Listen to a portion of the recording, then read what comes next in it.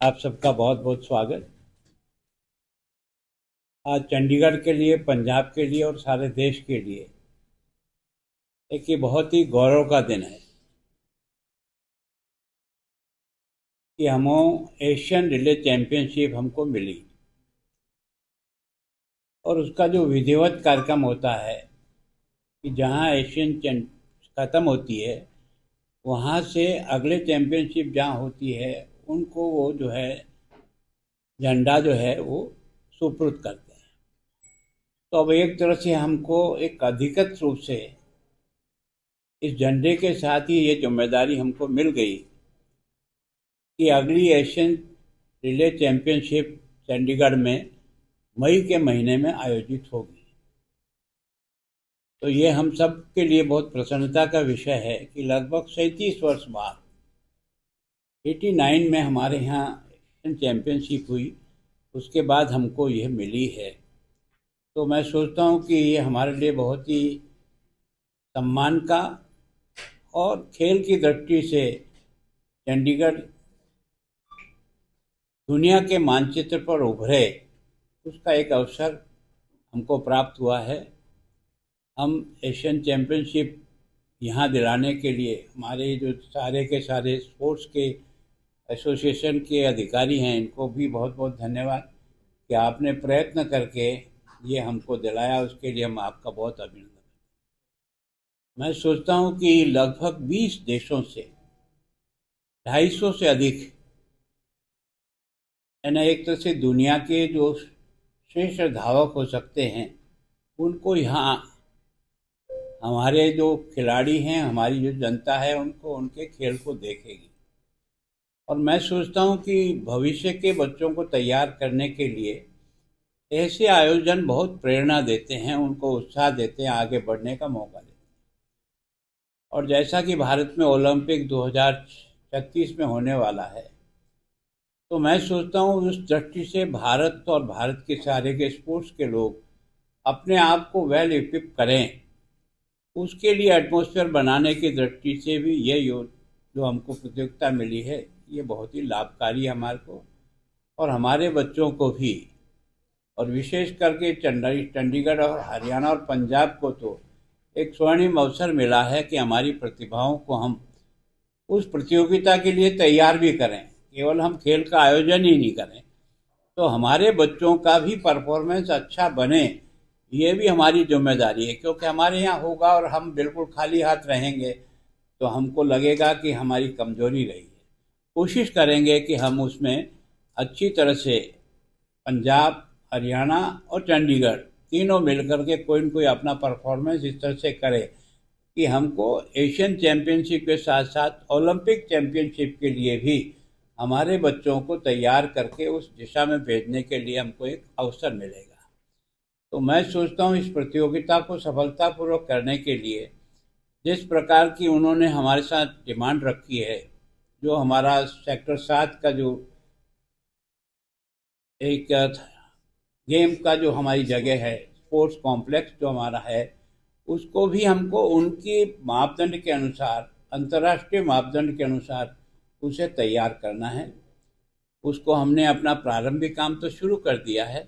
मैं सोचता हूँ बहुत जल्दी हमारा जो बनाया है उसको बाकी सब लोगों को भी दिखा करके, क्योंकि ये जो बन रहा है ये एक दो दिन के लिए या एक प्रतियोगिता के लिए नहीं है, भविष्य में भी यहाँ प्रतियोगिता होती रहे, उसके लिए हमारा ये जो स्टेडियम तैयार हो। तो सामान्यतः उनकी इच्छा है कि कम से कम 3,500-4,000 लोगों को बैठने की उसमें जगह हो। बाकी सारे खेल खिलाड़ियों को और उनके एम्पायर जो भी हैं उनको, और जो भी दर्शक दीर्घा में आने वाले लोग हैं, उनकी सुविधाओं को ध्यान में रखते हुए बैठने वाले लोगों के लिए भी छाया हो, ठीक प्रकार से उनकी बैठने की व्यवस्था हो, सबकी तैयारी हम लोग कर रहे हैं। मैं सोचता हूँ कि बहुत जल्दी हम अपना टेंडर लगाएंगे और कोशिश यही करेंगे कि इस प्रकार की कोई एजेंसी आए जो हमारे गुणवत्तापूर्ण काम करे और ये भविष्य के लिए ये हमारा जो स्पोर्ट्स कॉम्प्लेक्स है वो सब प्रकार की अंतर्राष्ट्रीय प्रतियोगिता कराने के सब मापदंडों को पूरा करे। उसको ध्यान में रख करके हम इस तैयारी को शुरू कर रहे हैं। मैं सोचता हूँ सबसे ज़्यादा तो हमारे यहाँ के खेल डिपार्टमेंट को धन्यवाद, कि इन्होंने एक बार प्रयत्न किया कि हमारा चंडीगढ़ कैसे है ना अंतर्राष्ट्रीय स्तर पर खेल में जाए। तो हमने वर्ल्ड मैराथन पिछले मार्च को कराया था। तो उसके कारण से भी हमने 10-11 कंट्री के बच्चे आकर के उसमें भाग लिया और लगभग 3,500 से अधिक लोगों ने विभिन्न प्रकार की उस समय की जो दौड़ है मैराथन है उसमें उन्होंने भाग लिया। ये हमको एक सेकंड चांस मिला है और अभी कुछ समय बाद ही हमको ये जो स्केटिंग वाला जो है वो भी शायद नवंबर 27 में हमको उसकी भी एशियन चैम्पियनशिप लगभग लगभग मिलना तय है। तो मैं सोचता हूँ कि हम चाहते हैं कि पंजाब, हरियाणा और चंडीगढ़ में जो खेल की क्षमता है, यहाँ के बच्चों में जिस प्रकार का अब तक जो कीर्तिमान स्थापित किया है, उसमें हम अपने बच्चों को भारत की टीम के साथ भी मुकाबले में खड़ा कर सके, उसका एक अवसर हमको मिलेगा। तो हम कोशिश कर रहे हैं, जनता से भी सहयोग लेंगे, यहाँ की बाकी इंडस्ट्री है उनसे भी सहयोग लेंगे और केंद्र सरकार से भी, क्योंकि हम इसमें जो कुछ कर रहे हैं वो उनके सहयोग के बिना भी नहीं कर पाएंगे। तो वैसे तो मैं व्यक्तिगत मंडलिया जी से मिल के आया हूँ कि हमें ये प्रतियोगिता लगभग मिल गई है, पर इसमें आप भी हिस्सेदारी निभाना। हम तो हमारे हिसाब से करेंगे ही, लेकिन अगर आपका और सहयोग मिलेगा तो हम और अच्छी प्रकार से इसको संपन्न कर पाएंगे। तो मैं सोचता हूँ कि दुनिया भर के लोग हमारे इस शहर को देखने के लिए भी आएंगे, इस शहर में रुकेंगे भी सही। तो ये शहर वैसे ही सुंदर है, बहुत अच्छा है। इसको और सुंदर बनाने के लिए भी हमने और नगर पालिका ने मिल करके इसका भी प्लानिंग किया है, ताकि यहाँ का इंफ्रास्ट्रक्चर इस प्रकार का हो कि आने वाला हर व्यक्ति इस शहर की सुंदरता को देख करके भी मोहित हो और उसे लगे कि वास्तव में हमने इस एक अच्छे शहर में इस अच्छी प्रतियोगिता को कराने में सफल हुई। अब उसमें सबसे ज़्यादा हमारा कोई सहयोग करेंगे तो आप लोग करेंगे। प्रचार प्रसार के माध्यम से ही हमको यहाँ लोग आएंगे, इस प्रतियोगिता का लाभ उठाएंगे और विशेषकर वो आए जिनका खेल और खेलने में रुचि है, जो अपने आप को तराशना चाहते हैं। ऐसे सारे, चाहे हो सकता है वो रिले के खिलाड़ी नहीं हों, लेकिन दूसरे प्रकार के खिलाड़ी भी अगर इस को देखने में इनकी उपस्थिति रहेगी तो मैं सोचता हूँ चंडीगढ़ को जो है खेल की दृष्टि से हम एक अच्छा हब बनाने की जो हमारी कल्पना है उसको हम साकार कर पाएंगे, उसको हम सफल कर पाएंगे। और इसी देखो हमने कोशिश की, तो बिंद्रा हमारा शूटर है, उससे हमने पहले एमओयू किया और उसने हमको पूरे ही वॉलीबॉल के जितने भी हमारे विद्यालय हैं उनमें सारा ग्राउंड और सारे साधनों से वो हमको मदद कर रहा है। हमने यहाँ के सारे एसोसिएशन के पदाधिकारियों की भी मीटिंग ली। मैंने कहा भाई आपका क्या सुझाव है स्पोर्ट्स की दृष्टि से, तो उन्होंने जो जो रिक्वायरमेंट कही हम उस रिक्वायरमेंट से हमने अपने स्पोर्ट्स के जो एरिया हैं उनमें डेवलपमेंट किया है और कई एसोसिएशन के साथ हमारा एमओयू हो रहा है, ताकि हम हमारे जो इंफ्रास्ट्रक्चर है, जो हमारे स्कूल हैं, वो उनको दे करके पार्टनर के रूप में वो उसका उपयोग करें, हमारे बच्चों को भी ट्रेंड करें और बाकी बच्चों को भी वो ट्रेंड करें, जिससे हमारे यहाँ का खेल का जो है ना बढ़ सके।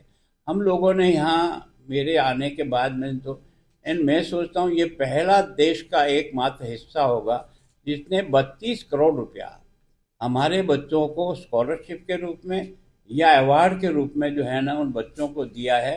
और वो अमाउंट भी छोटा मोटा नहीं है।